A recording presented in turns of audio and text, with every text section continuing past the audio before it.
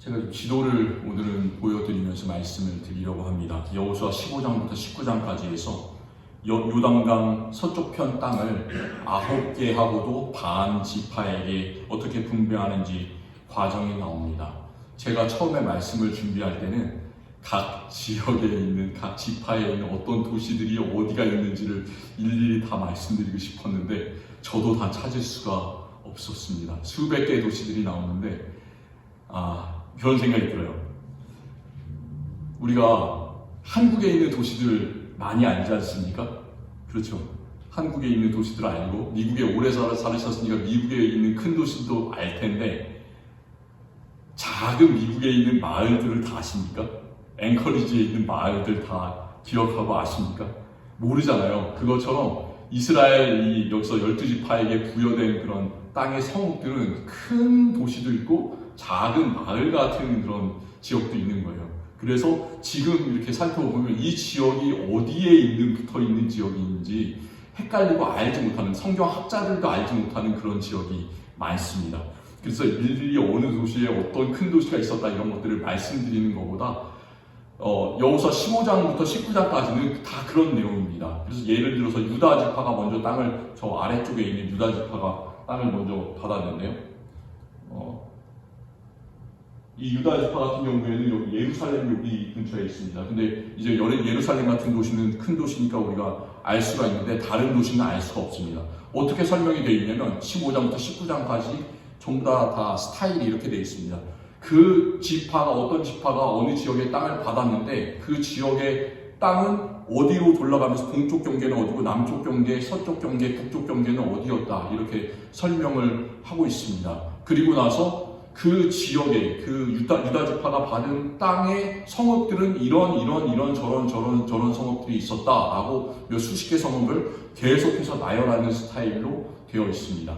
그래서 15장부터 19장까지는 유다 지파뿐만 아니라 9개 반 지파가 남은 이 요단강 서쪽 지역에서, 요단강 서쪽 지역이라고 하면 여기서 요단강인데요. 요단강을 중심으로 이 지역에서 받은 그 땅, 그 순서, 그리고 제비뽑은 순서들, 그리고 도시들 이런 것들을 계속해서 이야기를 하고 있습니다.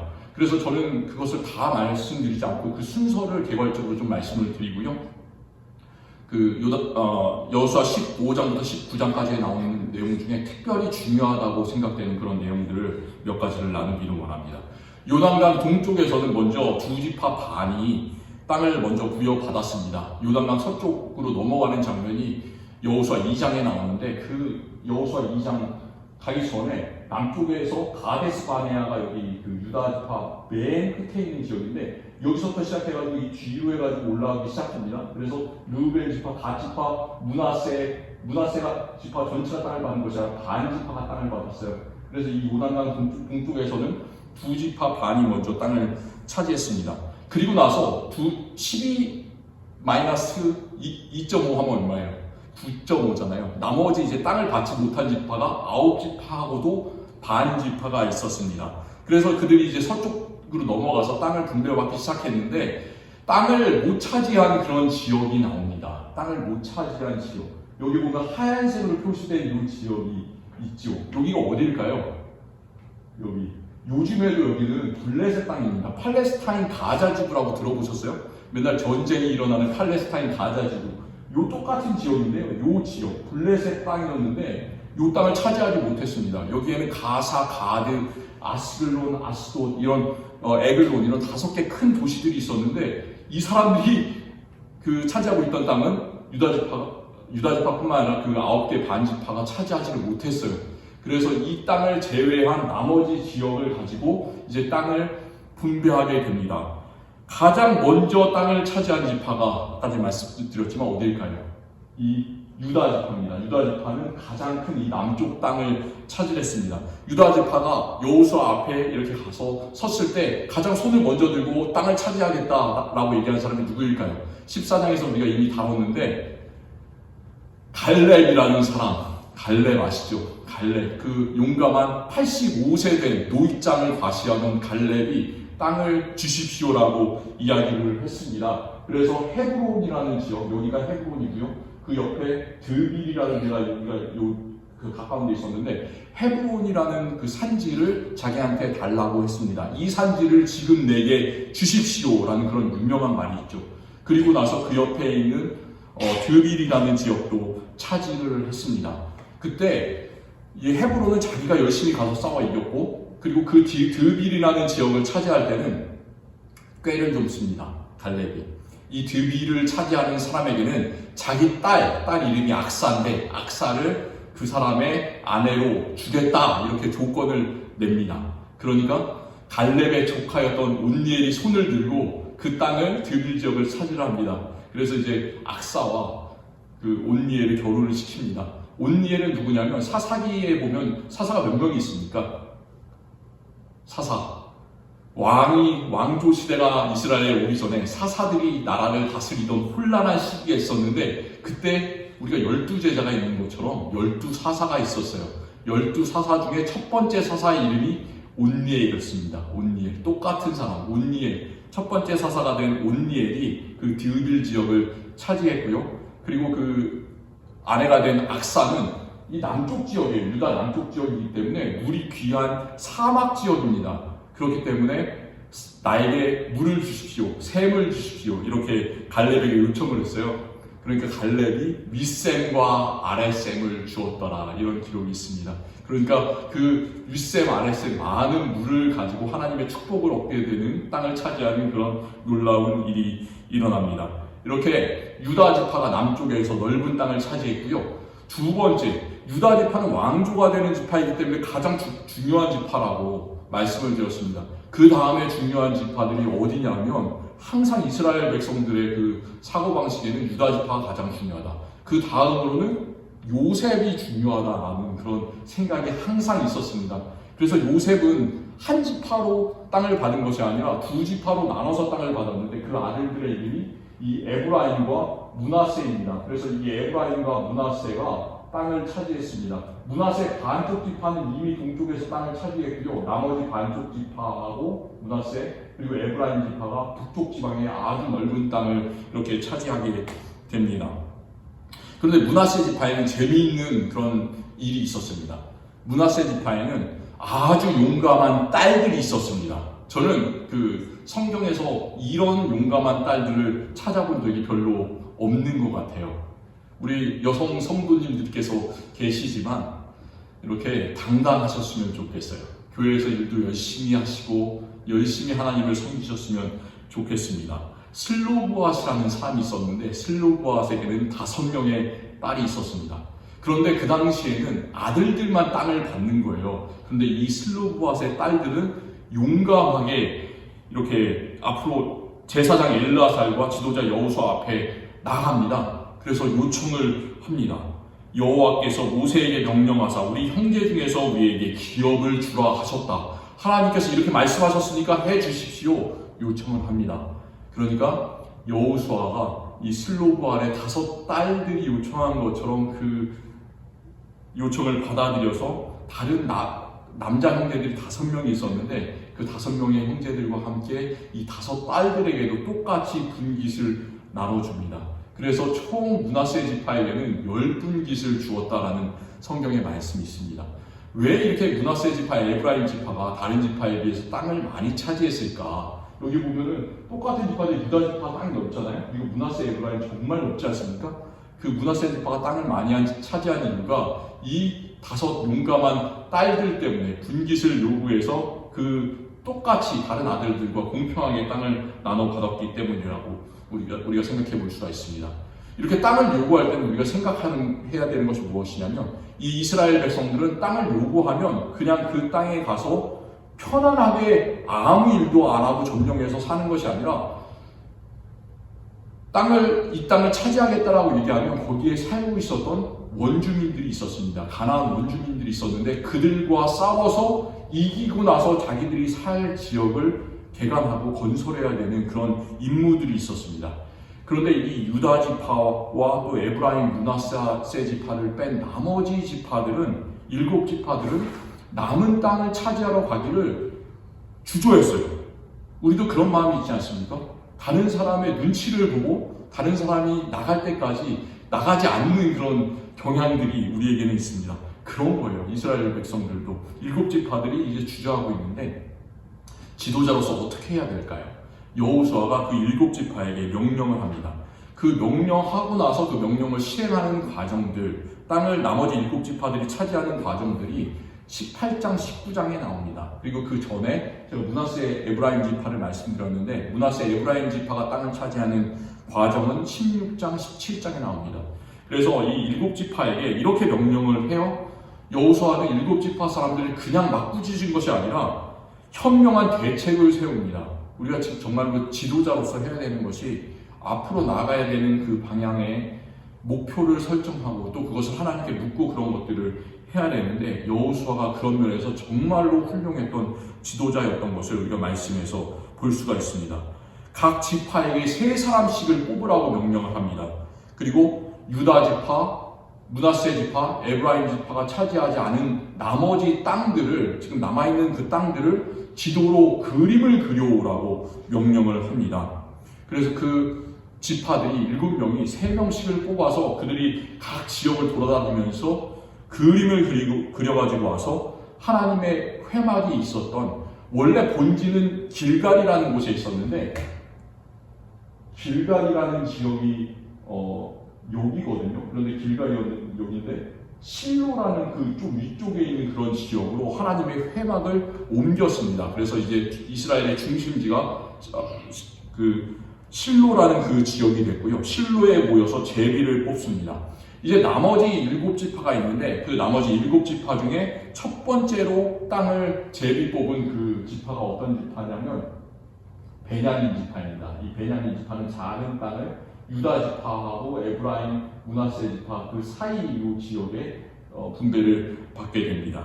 그리고 또 그 남은 지파 중에서 두 번째로 땅을 받은 지파는 여기 밑에 있는 아래쪽에 남쪽에 있는 시므온 지파입니다. 이 시므온 지파가 특이한 게 보면 다른 땅들은 이렇게 다 경계가 분명하게 구분이 되어 있는데 이 시므온 지파, 파란색으로 아래 표시된 그 시므온 지파는 유다 지파의 땅 가운데에 들어가 있는 것을 보게 됩니다. 왜 유다 지파 가운데에 들어가 있을까요? 성경 말씀이 이렇게 기록되어 있습니다. 유다 지파에게는 남은 분깃이 많았더라. 자기들이 가지는 것들보다 훨씬 더 남은 분깃이 많았기 때문에 이 분깃을 다른 지파한테 주게 되었다라는 그런 말씀이 나옵니다.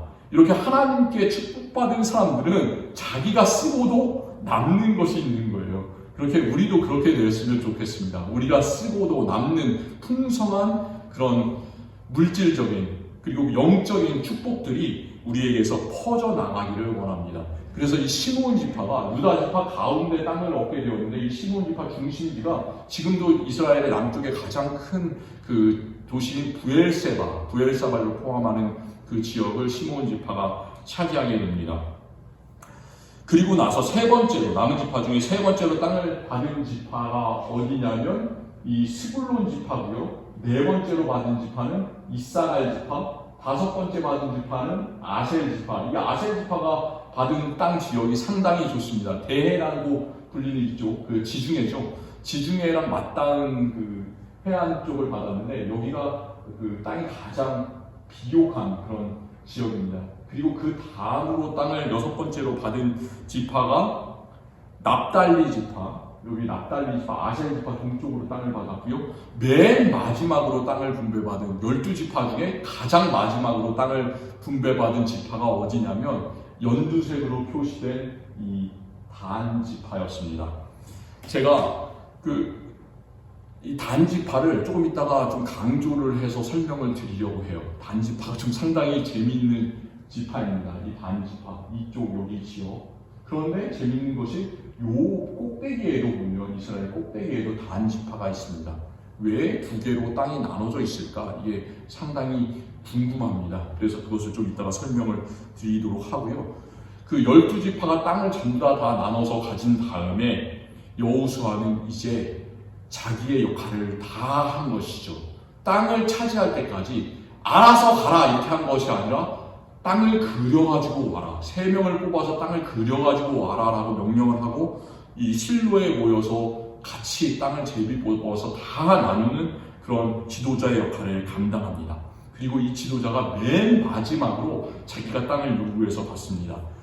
이 여호수아는 에브라임 지파였어요. 그래서 에브라임 지파 이 한가운데 요 라임이라고 써있는 이 부분에 보면 산지인데 딥나세라라는 그런 지역이 있습니다. 이 산악 지역은 딥나세라를 요구하고 받고 거기에 있는 원주민들을 물리치고 거기에 자신의 성읍을 건설해서 그 딥나세라에 살게 됩니다. 제가 이 12지파가 땅을 분배하는 과정들을 좀 지도를 자세히 설명하면 좋겠지만 개괄적으로만 말씀을 드렸는데요. 이 12지파가 땅을 분배받는 과정을 보면 각 지파 사람들이 땅을 받을 때 다른 태도를 가지고 있었다는 것을 우리가 잘 살펴볼 수가 있습니다. 유다 지파의 갈렙은 85세였던데도 불구하고 헤브론 산지를 나에게 주십시오. 지금 나에게 주십시오. 이 산지를 내게 주소서 이렇게 요구하고 담대하게 싸워서 그 산지를 차지합니다. 그리고 또 헤브론 산지뿐만이 아니라 그 옆에 있는 남동쪽 아래에 있는 드빌이라는 곳도 아주 지혜롭게 차지하고 싸워서 이기는 그런 용기를 보게 됩니다. 그리고 마찬가지로 갈렙과 함께 또 가나안 땅을 정탐하러 갔던 동료 이스라엘의 지도자였던 여호수아는 끝까지 땅을 12지파가 다 분배받을 때까지 자신의 책임을 다 하고 나서 맨 마지막으로 편한 땅을 간 게 아니라 에브라임의 산지 딥나세라 그 어려운 땅을 수고를 해야 차지할 수 있는 그 땅을 주십시오. 그렇게 해서 또 그 땅을 요구하고 자신이 차지하는 것을 보게 됩니다. 이런 용기 있는 사람들이 있었습니다. 땅을 차지하면서. 그런데 이 믿음의 용기를 가지고 있었던 사람들의 비교해 봤을 때 그렇지 않은 사람들이 더 많았다는 것을 우리가 보게 됩니다. 땅이 유다 지파가 참 넓은 땅을 차지했고요. 그 다음 땅을 만약 차지한 지파가 에브라임 문하세 지파는 반 지파는 동쪽에도 엄청나게 큰 그런 지역을 받지 않았습니까? 그런데 이 에브라임 지파하고 문하세 서쪽 지역에 정착하는 문하세 반 지파는 땅을 받을 때 여호수아 앞에 나와서 불평을 하는 그런 장면을 보게 됩니다. 자기가 받은 땅이 좁다고 자기 땅을 더 달라고 이런 얘기를 합니다. 성경에 어떻게 기록이 되어 있냐면 그 산지는 우리에게 넉넉하지도 못하고 골짜기 땅에 거주하는 모든 가나안 족속에게는 다 철병거가 있나이다. 이렇게 여호수아 17장 16절에서 말씀하고 있습니다. 실제로 이쪽 그 북쪽 지역의 에브라임 문하세가 받은 지역의 땅이 산이에요. 아주 고원지대 좀 높은 지역인데 별로 비옥하지가 않은 땅입니다. 그래서 이 사람들이 하는 말은 실제로 맞는 말이에요. 그리고 에브라임 지파, 문하세 지파 하나님께서 큰 복을 주셔서 다른 지파에 비교해 봤을 때 인구수가 훨씬 더 많았습니다. 그들의 요구에 대해서 어떻게 여호수아가 대답을 할까요? 여호수아는 이렇게 대답을 합니다. 비록 삼림일지라도 너가 개척하라. 그 끝까지 내 것이 되리라. 가나안 족속이 비록 철병거를 가졌고 강할지라도 너가 능히 그를 쫓아내리라. 이렇게 대답하는 것을 볼 수 있습니다. 여호수아의 대답을 우리가 생각해보면 여호수아는 그 믿음이 전혀 흔들리지 않았습니다. 갈렙과 여호수아가 땅을 정탐했을 때, 가나안 땅을 최초에 정탐했을 때 하나님께서 우리와 함께 하시면 그 땅을 차지하리라 라고 모든 사람들은 불평하면서 말했지만 그들은 아주 긍정적으로 이야기를 했는데 그것처럼 문하세 반지파, 에브라임 지파에게도 똑같이 말하는 거예요. 하나님께서 힘을 주시니까 너가 산 지역일지라도 가서 개척하고 스스로 차지해라. 철병거를 가진 사람들, 이 사람들 하나님의 힘을 가진 우리에 비교하면 아무것도 아니야. 똑같은 믿음을 가지고 그렇게 고백을 하고 있습니다. 우리가 그런 믿음을 가졌으면 참 좋겠습니다. 우리가 때때로 하나님의 능력을 참 과소평가할 때가 많이 있습니다. 하나님께서 실제로는 우리에게 정말로 많은 것을 주셨는데 나는 별로 가진 게 없어. 다른 사람들은 나보다 훨씬 더 많이 가졌어. 하나님께서 나에게 이런 것들을 더 주셨으면 좋겠어. 이런 것들을 불평을 하면서 우리가 생각할 때가 참 많이 있습니다. 그때 우리는 여호수아가 했던 말을 하나님의 말씀으로 받았으면 좋겠습니다. 너가 스스로 개척하라. 하나님께서 우리에게 이미 충분히 많은 은혜를 주셨기 때문에 이제 불평하는 것이 아니라 나약해지는 것이 아니라 너가 스스로 개척하라. 우리가 정말로 스스로 개척하기를 원합니다. 우리 교회가 지경이 넓어지기 위해서는 스스로 전도하고 스스로 하나님의 말씀을 전하기를 원합니다. 또 우리가 정말로 나약해질 것이 아니라 우리에게는 철병거보다 더 큰 하나님의 능력이 있음을 믿고 나아가시는 우리 성도님들이 되셨으면 좋겠습니다. 이런저런 조건들 참 많이 있지만 그런 조건들을 생각하는 것이 아니라 주님께서 말씀하신 내게 능력 주시는 자 안에서 내가 모든 것을 할 수 있느니라 그 귀한 말씀을 능력으로 받으시는 우리 성도님들이 다 되셨으면 좋겠습니다. 제가 이 다른 지파들이 땅을 받을 때의 다른 마음가짐을 말씀드렸는데요.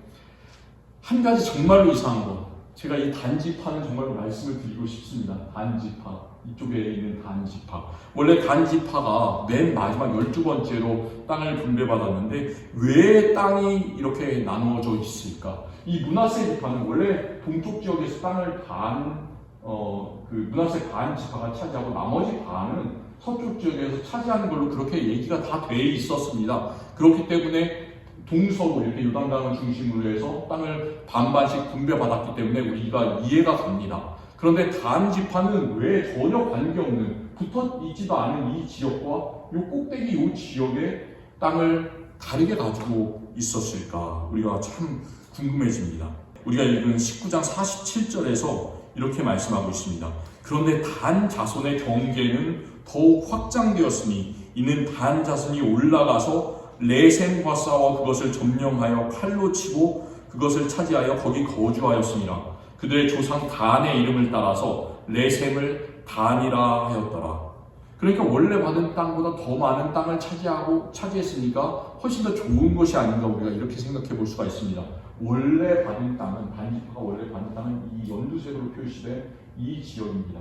그런데 여기는 땅을 차지하기가 쉬운 지역일까요? 어려운 지역일까요? 정말로 어려운 지역입니다. 왜냐하면 여기서 보시면 이 흰색으로 표시된 지역이 지금까지도 이스라엘을 차지하지 못하고 그 당시에는 당연히 차지하지 못했던 블레셋 지역이라고 했잖아요. 그 블레셋과 맞닿아 있는 이 지역입니다. 그래서 이 지역을 차지하기가 상당히 어려웠습니다. 그래서 이 사람들이 요 꼭대기까지 올라가서 여기서 단이라는 그 도시가 어디냐면 이 납달리가 만나는 지역인데요. 여기가 레셈이라고 불리는 지역인데 자기의 조상 12지파 중에 그 야곱의 아들 단의 이름을 따서 단이라고 붙이고 거기 살았다라는 그런 이야기입니다. 그런데 왜 이들이 땅을 저기 위에 꼭대기 북이스라엘 완전 끝까지 차지하게 되었을까? 거기까지 올라갔을까? 그 계기가 이 여호수아에서는 잘 나오지 않는데요. 사사기 18장에 보면 나옵니다. 땅을 분배받고 나서 여호수아에게 여호수아 19장에서 분배를 받고 나서 이 연두색 지역을 분배를 받고 나서 이 단지파는 이 지역을 차지하지 못했어요. 시간이 지날 때까지. 그래서 오랜 시간이 지날 때까지 땅을 차지하지 못하고 블레셋 사람들 몰아내지도 못하고 그 당시까지 돌아다니면서 사방팔방으로 이스라엘 전역을 돌아다니면서 땅을 구하고 있었습니다. 그때 단지파의 5명의 용감한 사람들을 단지파에서 보내서 땅을 이리저리 살펴보던 중에 이스라엘 맨 꼭대기에 있는 레셈 지방, 여기가 라이스라고도 불렸습니다. 여기를 가서 보니까 땅이 너무나 아름답고 좋았습니다. 그래서 그 지역을 나중에 차지했다라는 그런 이야기가 나옵니다. 성경에는 어떻게 나와 있냐면 그 지역에 있는 사람들은 염려 없이 평온하게 살고 안전하게 살고 있었다. 그리고 다른 사람들과 상종도 하지 않고 있었더라 라고 이야기를 하고 있습니다. 상종도 하지 않는 편안하고 안전하게 살고 있는 사람들이니까 무기가 제대로 갖춰져 있지 않고 성읍도 있지 않은 그냥 아주 천하태평하게 자기들끼리 살고 있었던 사람들이 이 라이스라고 불리기도 하고 레셈이라고 불리기도 하는 이 지역에 살고 있던 사람입니다. 그리고 여기 보면은 헤르몬산이라고 이 녹색으로 표시되는 아주 이스라엘에서 가장 북쪽에 있는 높은 산이 있는데 산 밑에 가려져 있으니까 그쪽으로는 넘어서 침략을 하는 사람이 없겠죠. 그러니까 산 밑에 마을이 평안하지 않습니까? 남아프리카의 잉카 문명 같은 것들 전부 다 바로 아주 높은 고산지대에서 발달을 했잖아요. 그것처럼 이 헤르몬산 바로 안에 있는 나이스 레센 지방에 있는 사람들이 평안하게 살고 있었는데 그 사람들의 땅을 아주 편안하게 노력도 별로 하지 않고 이 5명의 그 정탐꾼들이 가서 이 땅 참 좋다라고 얘기를 하니까 이 단 지파가 다 전사들을 다 끌고 올라가서 싸우고 사람들을 다 도륙하고 성읍을 불태우고 자기들이 차지했다라는 그런 얘기입니다. 그래서 원래 분배받은 땅을 놓는데 전혀 관계없는 이쪽 지역에 땅을 차지해서 살게 되었습니다. 좋을까요? 나쁠까요? 이게 우리가 쉽게 말하면 좁은 길을 간 것이 아니라 우리가 좁은 길을 가야 되는데 이 단지파는 넓은 길을 간 거예요. 평안한 길을 간 겁니다. 이 단지파는 그때 당시에는 행복했겠죠. 비옥한 지역이잖아요. 아셀 지파, 납달리 지파 옆에 있는 그래도 산 밑에 있는 비옥한 땅을 차지했기 때문에 아주 편했을 겁니다. 그런데 결과는 좋지 못했습니다. 우리가 그 창세기 13장에 보면 아브라함과 조카 롯이 함께 길을 떠나서 갈대아 우르에서 내려와서 하란이라는 지역으로 머물고 하란에서부터 이제 가나안 땅으로 밑으로 내려오는 그런 장면을 볼 수가 있는데 이제 가진 것들이 서로 너무 많아지니까 조카 롯과 또 아브라함이 갈라지는 그런 장면이 나옵니다. 먼저 아브라함이 땅을 조카한테 선택하라고 그랬습니다. 그래서 조카 롯이 땅을 들어서 다 이렇게 둘러보니까 저쪽 요단강 동쪽 쪽에 있는 땅이 너무나 좋은 겁니다. 그래서 그쪽으로 갔습니다. 그런데 어떻게 됐습니까? 처음에는 살기 좋았겠지만 그 땅은 하나님의 심판을 받은 저주를 받은 소돔과 고모라 땅이 되었죠. 그리고 이 조카 롯과 그 가족들은 그곳에 살 수 없어서 하나님께서 도망가라고 했을 때 롯의 아내는 뒤를 돌아보는 바람에 소금 기둥이 되었고 또 조카 롯은 그 두 딸들과 행음해서 그 가운데 이스라엘을 계속해서 이제 괴롭히던 그 모압 족속, 암몬 족속이 이렇게 된 것이죠. 그렇게 계속해서 좋은 길을 가는 것은 좋은 길 같지만 결국은 좋지 않은 길이다. 그것을 보여줍니다. 그리고 이 단지파가 건설했던 산악도시 단은 어떻게 되었을까? 그 지역에는 북이스라엘이 처음 생길 때 이제 다윗과 솔로몬을 거쳐서 나라가 이제 어려워지고 그 다음에는 르호보암이 다스리는 남유다 그리고 여로보암이 초대 왕이 된 북이스라엘로 갈라지게 되었습니다. 그래서 유다 지역, 이 지역만 남유다가 되었고요. 나머지 이 지역들이 전부 다 북이스라엘이 되었는데 북이스라엘의 초대 왕이었던 여로보암은 사람들이 자기 백성들이 남쪽 유다 예루살렘 성전으로 내려가서 예배를 드리는 것이 너무나 싫었어요. 그래서 두 군데다가 신상을 건설합니다. 금송아지 신상을 건설하는데 이게 너희를 애굽에서 건져 올린 신이다라고 얘기를 하면서 거기에다가 예배하기를 원했습니다. 거기가 어디냐면 여기 에브라임 지역 여기 베냐민 지파 요 사이에 있는 베델이라는 요 지역에 금송아지 하나 건설했고요. 나머지 다른 하나가 이 여기 단 지파가 만든 거기 두 군데다가 신상을 만들게 했습니다. 그러니까 이 단 지파가 건설한 자기 마음대로 차지한 그 땅은 우상 숭배를 하는 그런 중심지가 되었습니다. 더 놀라운 사실은 뭐냐면 단 지파는 요한계시록 7장에 보면 하나님의 인치심을 받고 구원을 얻은 그런 족속들, 지파의 이름들이 쭉 나오는데요. 다른 지파의 이름은 다 기록되어 있습니다. 그런데 그 인치심을 받은 지파에 단 지파의 이름은 빠져 있습니다. 왜 그런지는 잘 모르겠어요. 단 지파를 저주해서 그런 건지 아니면 무슨 다른 의도가 있었는지 모르겠는데 이것을 우리가 상징적으로 단 지파, 우상 숭배하던 지파였구나. 참 넓은 길을 가던 사람들이었구나. 이렇게 생각해 볼 수가 있습니다. 오늘 말씀을 통해서 우리가 우리의 믿음의 길을 생각해 봤으면 좋겠습니다.